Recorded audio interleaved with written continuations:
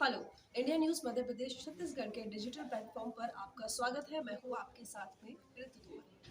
आपने live relationship के बारे में तो सुना होगा और इसके साथ ही पकड़वा विवाह के बारे में भी आपने जरूर सुना होगा। दरअसल ऐसा ही एक मामला भोपाल से सामने आया है, जहाँ पर गूगल इंडिया के जो मैनेजर हैं उनके साथ इस तरह की घटना हुई है और एफआईआर में उन्होंने कुछ इस तरह की कहानी बयां की है। दरअसल हुआ ये कि वो 7 साल एक भोपाल की लड़की के साथ लिव इन रिलेशनशिप में रहे, उसके बाद कोर्ट मैरिज की।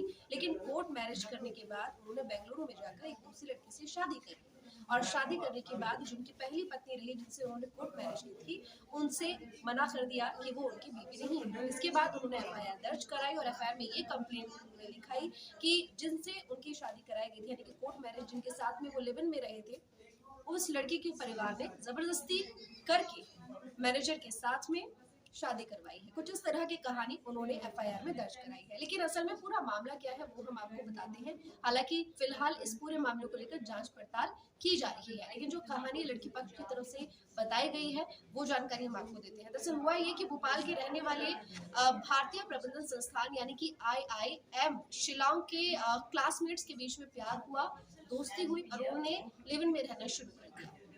7 साल वो लिव इन में भी रहे और ये एक पूरी कहानी कह सकते हैं कि शादी और धोखे की है।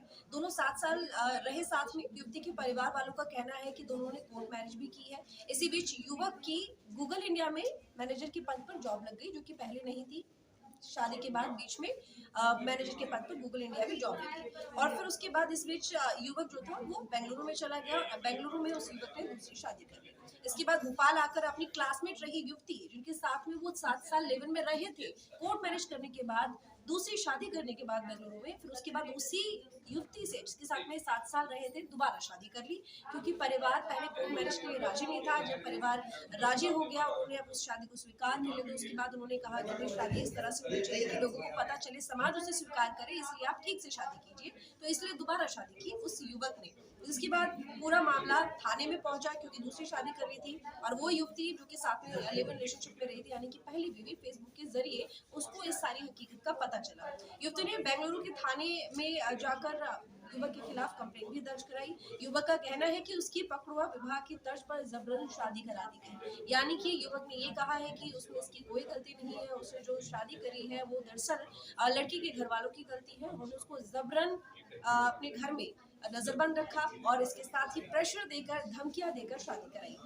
बात 2012 की है। भोपाल की रहने वाली युवती और गणेश शंकर IIM शिलांग से MBA कर रहे थे। कॉलेज के दौरान दोनों की पहचान हुई और फिर उसके बाद ये जो रिश्ता था ये प्यार में बदल गया और उसके बाद इन्होंने शादी भी कर ली। हालांकि बात करें गणेश की, तो गणेश के पिता शंकर राजगोपालन SBI से रिटायर्ड है और वे मूल रूप से बेंगलुरु के ब्राह्मण परिवार से ताल्लुक रखते हैं। युवती का परिवार मूल रूप से गोरखपुर उत्तर प्रदेश का है, लेकिन उसके पिता दूरसंचार लिमिटेड से रिटायर्ड है और भोपाल में रहते हैं, इसलिए युवती भोपाल की रहने वाली है। अब ऐसे में पूरा मामला यहाँ पर आकर अटक गया है कि कौन सच बोल रहा है, कौन झूठ बोल रहा है। पहली युवती के साथ जो शादी की गई थी उसमें ये साफ दिखाई, इसमें जो साफ बातें सामने आई है उसमें ये कि ये दोनों साथ में शिलांग में पढ़ते थे, MBA कर भी रहे थे। जब इसने अपनी पहली गर्लफ्रेंड के साथ में दोबारा शादी की थी, तो उसमें जो साथ में कॉलेज में पढ़ने वाले दोस्त यार थे वो सब भी उसमें शामिल हुए थे। लेकिन अब युवक इन सारी बातों को पूरी तरह से नकार रहा है। वहीं लड़की के घर वालों का ये कहना है कि उन्होंने कोर्ट मैरिज की थी और ये रजिस्टर्ड भी है। इसके साथ ही इस बारे में जानकारी लेने के लिए आप कोर्ट में जाकर, इनके पास क्योंकि सर्टिफिकेट भी है वो भी दिखाया गया है। बहरहाल पुलिस का ये कहना है कि दोनों ही तरफ के बयान अभी नहीं लिए गए हैं, अभी सिर्फ लड़के की तरफ का बयान लिया गया है, दूसरे पक्ष का बयान बाकी है। ऐसे में देखना होगा कि कौन कहाँ तक सही है और कितना सही है, फिलहाल जांच का विषय है।